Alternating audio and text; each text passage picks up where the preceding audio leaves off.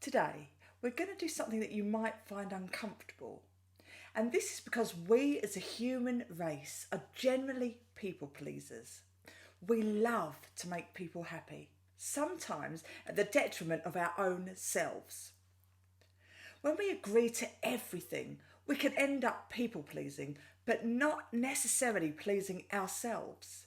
For example, over the years growing up, there were so many times that I'd had a long week studying or working and also helping others and not spent much time for myself. And I'd get an invite out to a party that I was really too tired to go to. But I was always telling myself my presence would have been really missed if it's a great friend. I feel like I have to say yes. And the truth is, I did go to their parties and I did have a great time. But is it what I really wanted to do? Would it have been more beneficial to me to have an evening of rest and relaxation because my body needed it? I know so. Especially as burning the candle at both ends, it started to impact on my health and my self-worth. But then I found my power, and then I learned the power of saying no. Obviously, there are many different scenarios that we can put ourselves in, and we tend to say yes to make others feel good, and that in turn makes us feel good for the majority of the time. But the problems appear when it comes to you not listening to what you really need, and I mean what you really need. Today, I want you to practice the power of saying no. No is such an empowering word because you're taking responsibility for your own feelings and your own state of mind and listening to what you really need as a person, right here, right now. With every yes, if you're not 100% behind your yes, it's like a drip, drip feed of water slowly leaking out of a tap where your energy is just drip, drip, dripping out of your body and filling a pool that's hard to access. And what we really need to do is to turn that tap off and conserve the water. So today for your task, I'd like you to make a list of anyone in your life that has had a negative effect on your being. There may be one person, there may be 5 or 10 people, but each person is significant and you've allowed a particular drain on your energy flow. Once you have your list, I'd like you to visualise a picture in your mind of a time that's important to you when this negativity was felt. There may be many times over many years, but just let your subconscious mind take you to the place right now, which when accessed will be enabled to clear up any other situations at the same time. So let's revisit those pictures. What exactly happened in these pictures? Now is the time to draw up a clear and realistic picture of what actually happened, and that means looking with perspective on the situation. Firstly, look through your eyes and notice how you were feeling, what you were seeing, and what you were hearing. What were the feelings and where were they in your body when you agreed to this uncomfortable situation? Now I'd like you to look through the other person's eyes and step into them for a while. What are they saying? What are they hearing? And what are they feeling?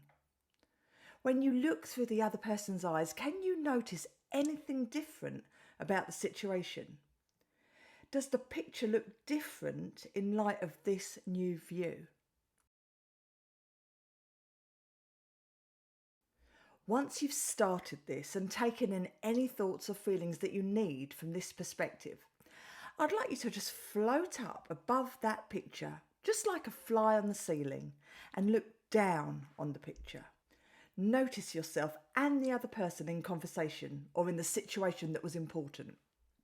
What is that fly on the wall seeing? What is the energy that's coming from both yourself and the other person? Is there another view that can be seen from this angle? And was it really important to you in the greater scheme of things? By saying no in this scenario, could it have created more space for you to empower yourself? Another thing to ask yourself is, would this situation really be important if it happened now? How would you choose to deal with it in your ideal world? And looking at the situation from the past perspective, would it even matter looking back at it from a year's time, or 5 years' time, or any other period of time? Was it really that important? The aim at this point is to forgive yourself and to forgive the other person, because forgiveness is the greatest tool that we can allow ourselves. Because by holding on to past hurts and past emotional disruption, we're actually holding on to hot coals and not dropping them. And you wouldn't want to do that, would you? Forgiveness is freedom. So with these new points of view and these new perspectives, are you now able to see the situation in a different light and to be able to forgive the other person and yourself for the situation and situations throughout the years that you found yourself in? There's no key to success, but a key to failure is trying to please everybody. And in NLP, we learn that there's no failure, only feedback. So what can we learn from this situation? It's time to practice the art of forgiveness and saying no. At this point, I'd like you to write in your notebook the following message to yourself. I, and then insert your name. Forgive, and insert their name. For the action that was taken.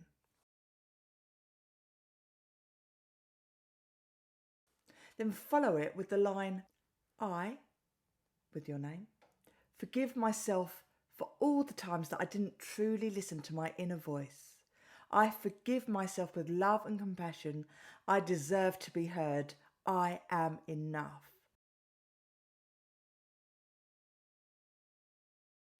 Today, let these learnings filter all through your system and breathe a sense of freedom into your world. Allow yourself to encapsulate the power of the word no and recognise if it doesn't feel right and it doesn't feel good for you, then you are allowed to say no. And add to your affirmations today, I'm holding on to nothing that will hold me back. I look forward to seeing you tomorrow. Raise your vibration, be the light.